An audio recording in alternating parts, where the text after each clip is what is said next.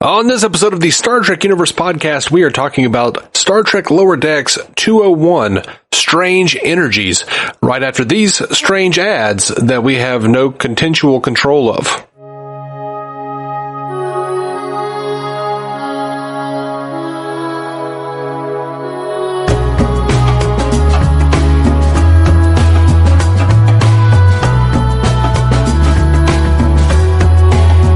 Welcome to Star Trek Universe Podcast, the podcast where you get to listen in on the continuing Star Trek conversation that two lifelong friends have been having since they were 5 years old. My name is Matthew Carroll. I am David C. Robertson. How are you, Dave? I'm here. Yeah, man, I've missed you. A lot of life stuff happened these last few months, and yes, it has. Gotten around to do many Star Trek Universe podcasts, but we got new content tonight. We do. And let's talk about it. Lower Decks, brother. By the way, just for anyone who's wondering, we are planning on getting back to those top 5 original series episodes, and the next one is Balance of Terror. I couldn't remember what it was last time. That's but right. Balance of Terror is the next one. We'll try to do that this week or next, and try to stagger them through the Lower Deck season 2, because I really do want to get to those. But yeah, people who listen to other independent podcasts may know about it, but I had a lot of crazy year so far, a lot of death in my family, and a lot of I'm taking care of a 10-year-old right now that I've never had a child or taken care of any child, and I'm now suddenly thrust into taking care of a 10-year-old for a while, and it's just been a wild time. Well, there was that 2 years I lived with you. That's true. I mean, that was like taking care of a 10-year-old. That is fair. I've heard that. Actually, one of my ex-girlfriends said it was like taking care of a 2-year-old. Oh, yeah. That sounds similar. I got mad and cussed her out.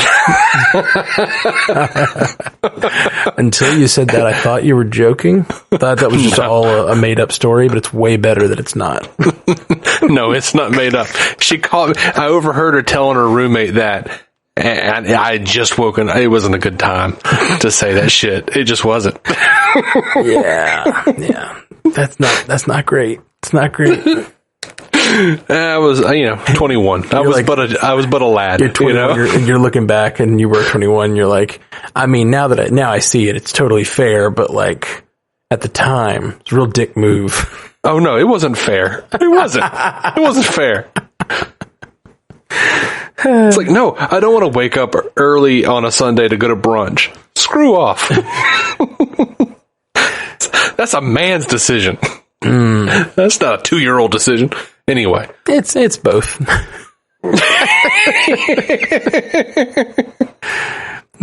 Those things are not mutually exclusive. No. Okay, let's talk. She was awful anyway. We're all awful at 21. We all. That's the truth is, we all look back at our... I wasn't great. Yeah. That's what I'm saying. Like, we all look back at our early relationships, and so often we say things like, man, they were crazy, or like, they were awful. What a bad boyfriend. What a bad... we think back on our relationship. It's just because we were all shitty at that point. It's like, it's not that there's like, you've been uniquely attached to like a lot of crazy people. It's just everyone's crazy till they're not. And like, everyone's immature till they're not, No, it's not maturity. Let me tell you what this is. Everyone's crazy until they're too damn tired to be. So in your sculpture of the universe that you just created, being crazy. Paradigm. That was the word I was looking for, but I couldn't think of paradigm, so I said sculpture of the universe. Sorry. Yeah, no, I like it. I finally got to watch Star Trek again tonight, so things like sculpture of the universe come out of my brain. If you had said paradigm, I wouldn't have had that laugh. It's so like condescending. Like I've just created my own version of reality. Yeah, that was very intentional. It was good. I liked it. It was. But no, in this sculpting, it's the idea that being crazy is what we all strive for We just eventually fall short. Oh, no. It's not that we strive for it. We just are it. And then we're too tired to be it. Because what are you thinking when you look at young people and you feel tired and you go, that don't make no damn sense. That don't make no damn sense. Why are they doing that? Because you recognize the crazy. Maybe I'm not tired enough yet. Yeah, maybe not. I'm like, man, I wish my knees worked that good. Oh.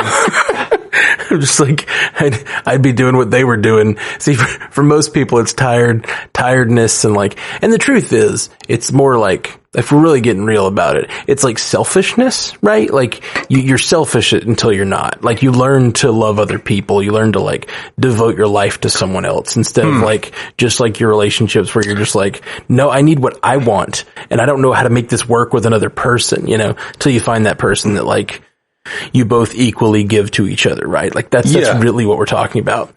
Yeah, sure. There is some of that. I look at all the wild craziness going on with the 21-year-olds and I'm like, I want to do that still. If I had good knees, I'd still be doing that. Yeah, I have no desire to be a part of that. I'm just look at them running around shirtless in a parking lot.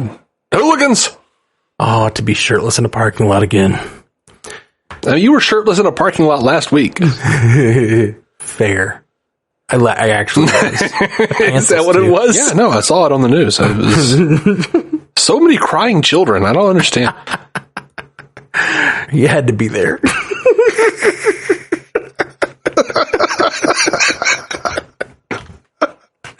All right, man. Well, this was a good episode.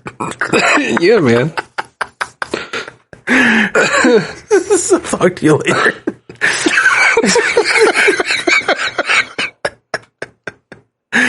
Okay, let's talk about Star Trek now. Yeah, I thought this was a solid episode. I enjoyed it. I did too. Good. It's just a lot of fun.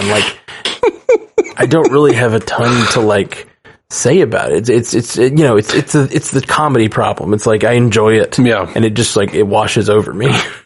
Right. A lot of fun little references to Trek and stuff, of course. I really love seeing the TOS film era Miranda class in Mariner's holodeck program. Yeah. I loved that they animated the basically it was the Reliant Bridge. That's rad. I love the I'm a God officer transformation. Mm-hmm. I loved in the hologram when he was when Boimler's they keep showing me lights. That was a fantastic callback to Chain of Command. Yeah, that was the best quote. That was my first quote I wrote down, and it's one of my favorites. They keep showing me lights. And there's a lot. That's it's probably too early in our episode for me to just run down our my favorite things said, but some of the things I really liked. I really liked the why are you doing squats? We're gonna die. Why are you doing squats? And just zooming in on her face. It's leg day. Yeah. Oh man, you had to have loved this line. This is a direct Gene Roddenberry call out. When, Mariner says, I know we're not supposed to have interpersonal conflict, but I really hate the Andorian. Yeah, I really hate this Andorian. Yeah. Yeah. Or that Andorian. Yeah. Yes, I really liked that line. Yeah, I really liked it. A direct reference to the fact that in TNG era, Roddenberry believed they shouldn't have interpersonal conflict on the ship. It's just so good. Just such a great little, a reference to a thing that people that love Star Trek know, not even to a Star Trek episode. Yeah. That was just, it was like music on my soul. You know what I mean? Mm-hmm. Just fantastic. And I love the Gary Mitchell call out. I really did. The whole episode was a Gary Mitchell call out. Yeah, it absolutely was. My favorite thing though, the picture of Gary Mitchell just looks like a normal human. It doesn't look like the animated version of the humans. Oh yeah, that's true. That's true. That was real weird. That was weird. That is real weird. I like I don't remember Stevens being such a sycophant of Ransom in last season. Yeah, he was to some degree. Yeah, I just don't remember them like. I guess they didn't highlight it as much, or maybe I'm just being forgetful. But I just didn't remember him being like. I feel like they really steered into that with this episode. Mm-hmm. Yeah, they definitely overplayed it a little bit, but I enjoyed it still. I loved it. I loved when they're like he's firing ransom lasers and like turning all the constituents into ransoms and. No, I loved that he was turning everything in the town into workout equipment. Oh, yeah. Well, it's workout equipment or himself. And I loved that the politician yelled, "No, my constituents." It's really funny. Yep. That was really good. One of my favorite bits was like, as the captain is basically stroking his ego to try to like power him down. He's like, she says something about him being in shape, and he's like, "Oh, so yoked."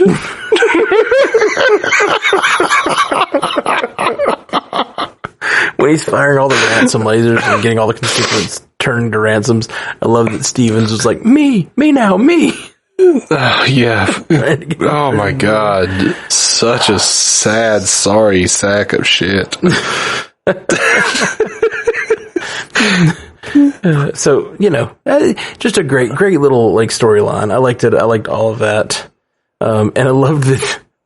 I love the boulder thing. Yeah, you gotta hit him with you gotta crush him with a boulder. That's how you do it. How did Kirk handle Gary Mitchell? He crushed him with a boulder. And then in the end, completely inexplicably, like she keeps kicking him in the nuts, which is real stupid and silly. Yeah. I dislike that actually. Depower him over and over. I thought it was fine. It was fine.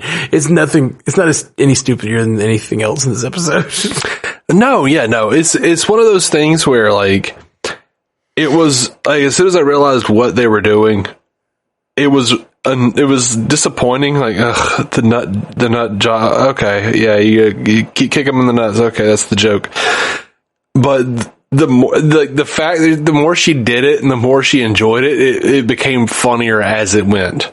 Yeah, to me, like, yeah. Oh yeah, for sure, definitely one of those jokes. And like the fact that he kept getting powered up and then she kept kicking him and there's just a good rhythm to it. I liked it a lot. Yeah, and then.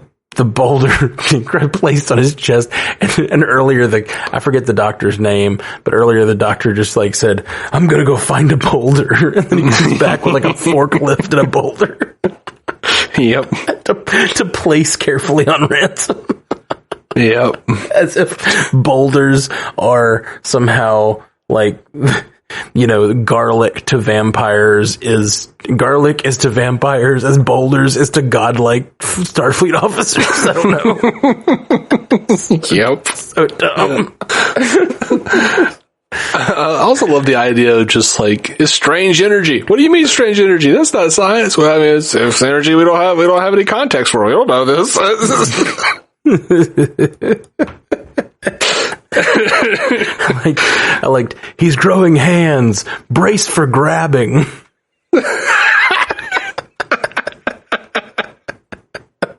And the big head of Ransom just biting the ship.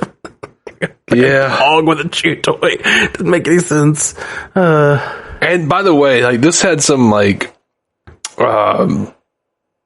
this had some real The Zeppo vibes.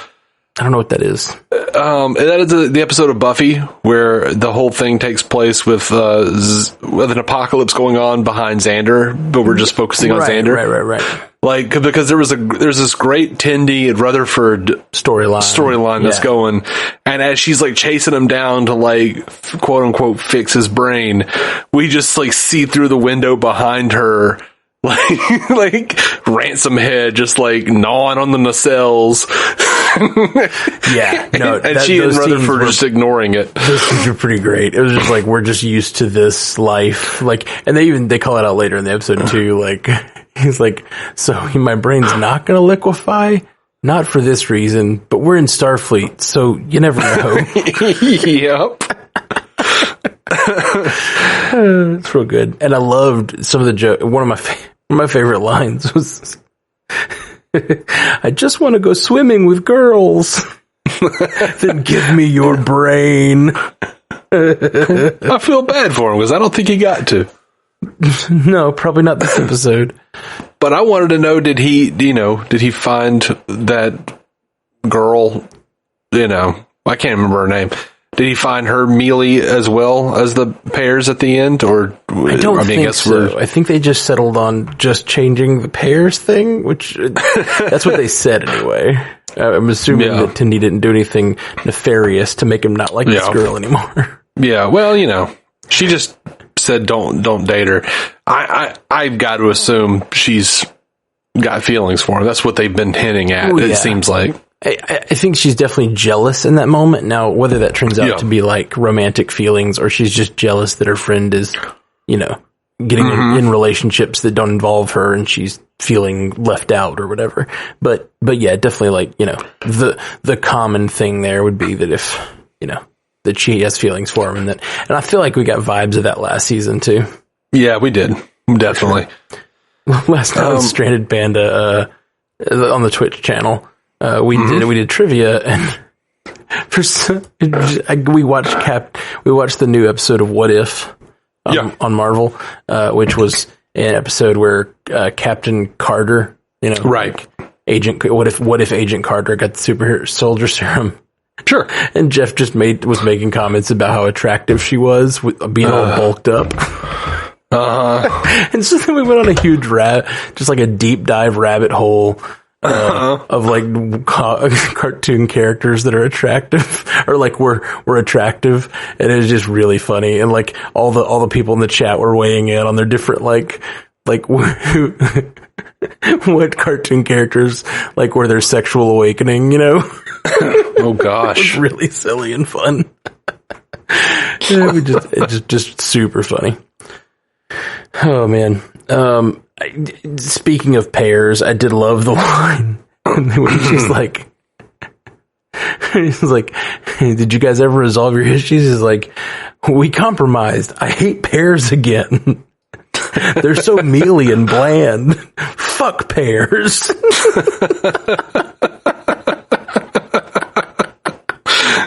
Yeah. It's pretty great. I forgot about that last part. And then they high five. It's like their friendship is based on their hatred of pairs. Well, in science, of course. Yeah, right. The love of science and hatred of pairs. Yeah, like I actually liked that he was like, no, of course we're still friends. You were dealing with an emotional problem in a scientific, perspective. Like you found a scientific solution to an emotional problem. That was fantastic. I really enjoyed that. I really love the relationship building on the show. Like that's a really nice turn. That's a great way to solve that relationship problem. It's not just like talk it out. Like every other show, I feel like, that sort of storyline, that cartoon, whatever sitcom storyline would be like, oh, well, we just need to talk this out and admit the feelings that we have. And it's like, no. It's not just that.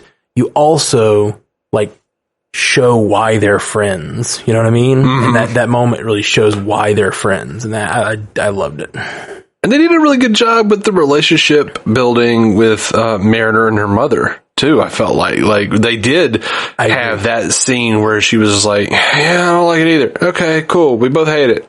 It's like, all right, they're going to take me to the brig now, right? Oh yeah. I don't know. Like, I just enjoyed that whole exchange. I really loved it. Yeah. And just her calling out as she's like being dragged out, like, I'll do what I want. Right. It's a direct like call out to episodes in the first season. I wish I could remember exactly which ones. It seems like it might even be the first episode when she calls her into the office and like sends her away to be detained that first time, and she yells, "I do what I want." Like that's one of the first things I remember of Mariner. And so like I wonder if that's like this episode one is mirroring the events of the first episode one. But what's great is that this time it's almost amiable. Like, it's just... Yeah. They've grown to a different place, which is, that character growth. It's cool. I like it a lot. Yeah, I did really enjoy Ransom being forced to just let Mariner do whatever she wants. Yeah, me too. and like the fact that they use this sort of crewman becoming a god storyline, which is like Star Trek 101. Yeah, more like 102, but very nice. Thank you. Using it to like actually express the actually express the feelings of Ransom and like his jealousy over Mariner, even though he's just this silly godlike creature talking about being yoked, he's still like expressing himself, and like you're kind of learning more about his motivations and why he feels the way he does. It's good. It's really just good writing. Well done. Good Star Trek references. I'm in, man. Yeah. Yeah. I tried to watch this with my niece because I was like, hey, I'm watching a cartoon. You want to join me? And she did, and was not interested in any way. That sounds right. Yeah. And like, I was watching, I was like, oh yeah, I totally see why you would not be interested in this at all. Like, she's never seen Star Trek at all. She's brand new to this. So like, I was like, this is Star Trek. It's one of my favorite shows. But this is the new cartoon version. Check it out with me. And she's like, sits down, and just did not even, like, I don't even think she even bought in for a second about any of it. And then like, I was, oh yeah, they're talking way over her head right now. There's nothing, she's not getting any of this, Yeah, like, it's, at this point, it's referential to all the other Star Treks, but it's actually so deep in its own canon now, you're just like, there's no significance to to a new person about Mariner and her mom or any of that. Yeah, I did, because I was trying to look at it through my niece's eyes at the time, I did notice they did try to like at least say all those things in this episode. So like, if you were onboarding in season 2, you kind of could get those sort of like, oh, that's her mom. That's the relationship. Like they did try to work that stuff in, but for a 10-year-old, it was just too quick. Yeah. It's not for kids. Well, everybody knows that that's her mom. I mean,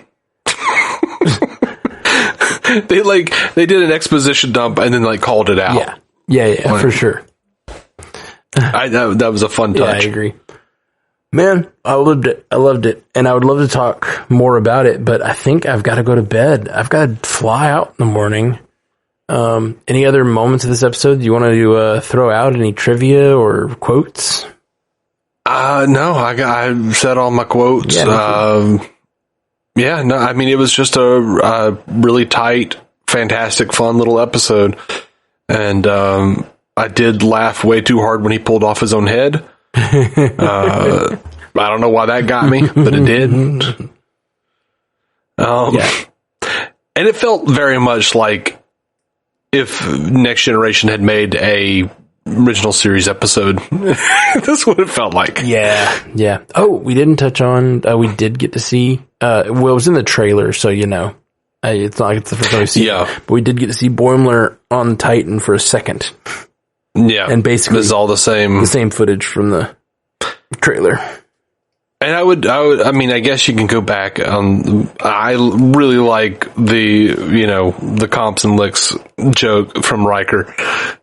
Yeah. I enjoyed the whole thing. I did miss Boimler being in it more, though. Yeah, me too. It definitely and they call it out that they're missing Boimler, and we're all kind of missing Boimler. He is sort of integral to that sort of foursome working properly. Yeah. In a lot of ways. Still loved it though. Still had a lot of fun.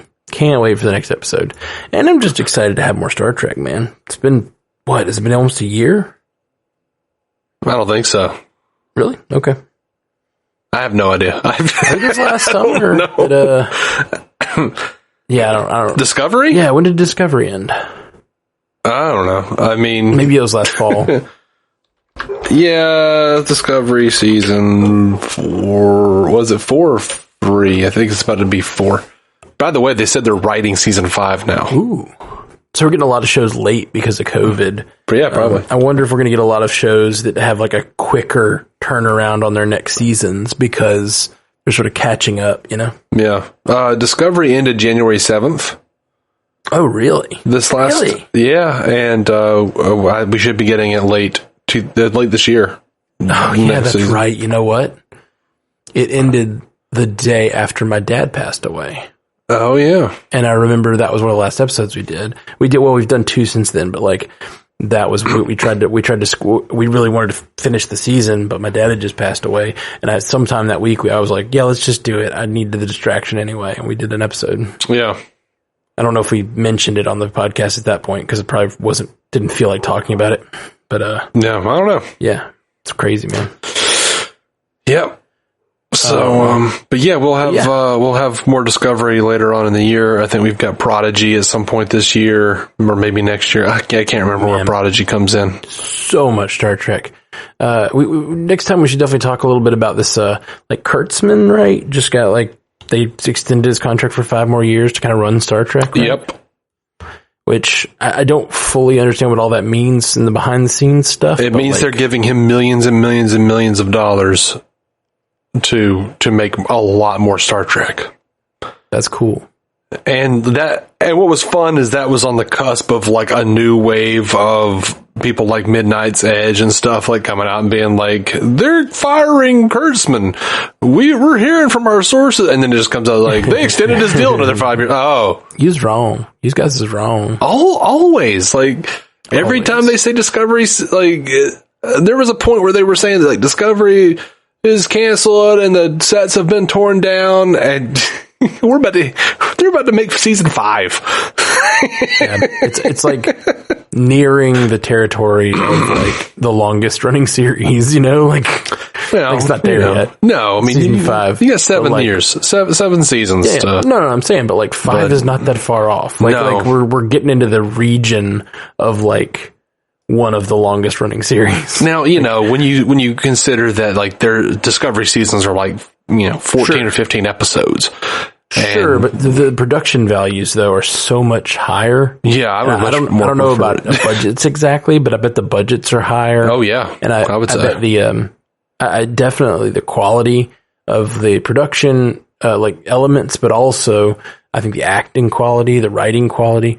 I mean, choices are made that I don't necessarily agree with, and I think that in some ways, for what they are, other shows have been better.